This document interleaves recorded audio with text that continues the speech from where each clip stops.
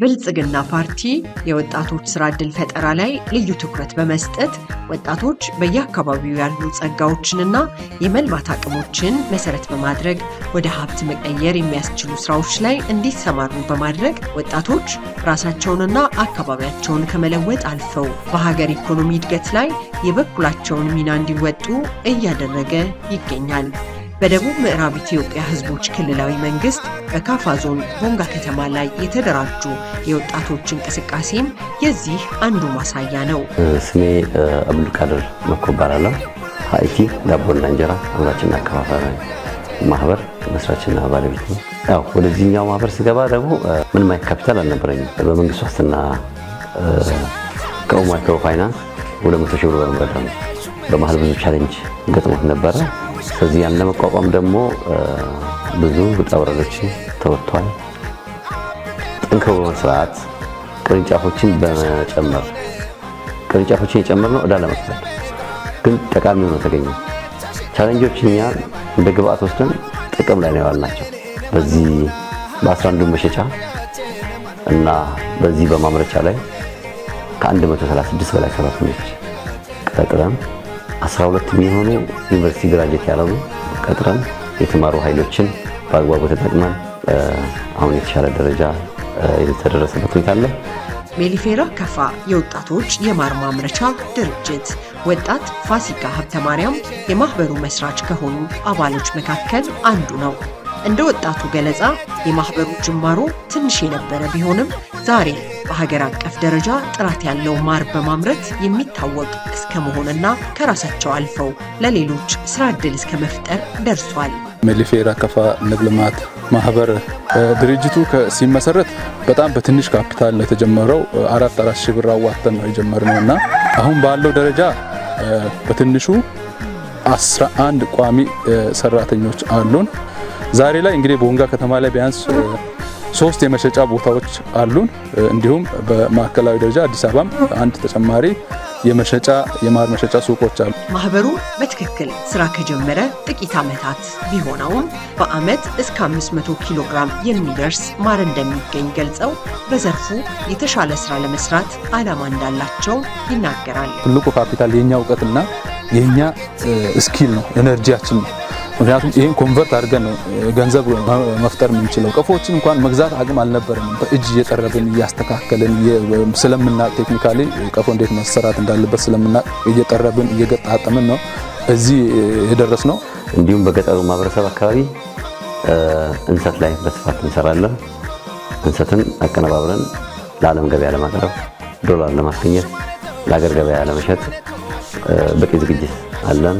ከዚህ በፊትም እስከ ውጭ ሀገር ወስደናል፣ ቼክ አድርገናል፣ ሰው ወዶታል። ቴክኖሎጂ ላይ በደንብ እንጠቀማለን። መሸጫችን አጠቃላይ በደህንነት ካሜራ የተገጠመ ነው፣ ቲቪ የተገጠመ ነው፣ ብሮድባንድ የተገጠመ ነው። የትም ሀገር ሆነን ለውጭም ሀገር ሆነን ስራችን የምንከታተልበት ደረጃ ላይ ደርሰናል። ካፒታላችንም ከ200 ተነስቶ አሁን ወደ 35 ሚሊዮን ብር ካፒታል ያው በንብረት በማሽን በተጀመሩ ህንፃዎች የደረሰበት ሂደት አለ። ከ200 ኪሎ ጀምሮ ነው ማምረት የጀመርነው። 300 400 እያለ ነው አሁን። ዘንድሮ ደግሞ በተጨማሪ እስከ 500 ኪሎ ግራም ከ450 እስከ 500 ኪሎ ግራም ማር እናቀርባለን።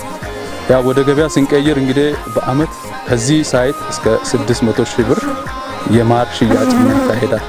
ይህ ማህበር ከትንሽ ከተቀቀና አነስተኛ ማህበራት ቤት ጀመረው እንደዛ ያለ ነው። አሁን ላይ ወደ መካከለኛ ደረጃ አነስተኛ ያለ ወደ መካከለኛ ደረጃ የደረሰው አሁን ላይ ደግሞ ወደ ከፍተኛ ተሸጋግሮ ትልቅ የሆነ ኢንዱስትሪ የራሱ የሆነ ኢንዱስትሪ ለመገንባት በእቅድ ላይ ነው ያለው። ለዚህ ሁሉ መነሻ በ2014 በክብር ጠቅላይ ሚኒስትራችን በዶክተር አብይ አህመድ የኢትዮጵያ ታምርት ንቅናቄ መድረክ የመጀመሪያ ተሳታፊም ተሸላሚም ነው። ከመሬት ጀምሮ መንግስት ድጋፍ አድርጎልናል። የተለያዩ ምርቶቻችንን እንድናሳውቅ የተለያዩ ኤግዚቢሽኖችን ባዛሮችን እንድንሳተፍ አድርጎናል። ስኪላችንም ከፍ እንድል የተለያዩ ስልጠናዎችን እንድንሳተፍ በመንግስት በኩል ስራና ክህሎትም ይሁን የአደራጅ ቢሮዎች በብዙ ጊዜ ሲደግፉን ሲከታተሉን ነበር። ለምሳሌ አሁን ላስት ይር የአፍሪካ ኢንተርናሽናል ኮንቬንሽን ሴንተር ምርታችንን ከደቡብ ምዕራብ የኛ ብቻ ነው ዜሮ። ያ ፐርፎርማንሳችን አሪፍ ስለነበረ ዘንድሮም ተሳታፊ ነን። እኛ የምንሰራው ስራ ዳቦ እንሰራለን፣ በስፋት እንጀራ እናመርታለን፣ ኬክ እንሰራለን፣ ኩኪሶችን እናመርታለን። እንዲሁም የእንሰት ዳቦ፣ የእንሰት እንጀራ፣ የእንሰት እና የቡላ ኩኪስ፣ ኬክ ቫልዩአድ በማድረግ እናዘጋጃለን። ያን ብቻ አይደለም፣ ለአካባቢ ማህበረሰብ የመንገድ ስራ ይሰራል፣ መንገድ ይሰራል፣ ጤና ላይ ትምህርት ላይ ያግዛል። ከዛም ባለፈ በየተወሰነ ወር ሰራተኞቹም ሆነ ባለቤቶች እኛ አብረን እንቀሳቀሳለን። ጥሩ ድል አገኝተናል። ምቹ የሆነ መንግስት አገኝተናል። ምቹ የሆነ ፓርቲ አገኝተናል። ይህን ሀዲድ በደንብ መሮጥ ካልቻል ተጎጂውን ተጠቃሚ ነው። መንግስት ማድረግ ያለበት ፕላትፎርሞችን ማመቻቸት ነው። ሜዳውን ምቹ ማድረግ ነው። ያ ተደርጎልናል ብዬ አስባለሁ። ያ ባይደረግ ኖሮ እውነት ለመናገር በዚህ ስራ ውስጥ አንቆይ። ምክንያቱም ብዙ አስቸጋሪ ነገሮች ስላሉ ማለት ነው። ብልጽግና ፓርቲ እያመጣ ስላለው ለውጥ ያለውን አድናቆትም ይገልጻል። ብልጽግና የምተረጉመው ዲፊኒሽኑ እንዳለው ነው። በራሴ የምተረጉመው ለሌላው መትረፍ ነው።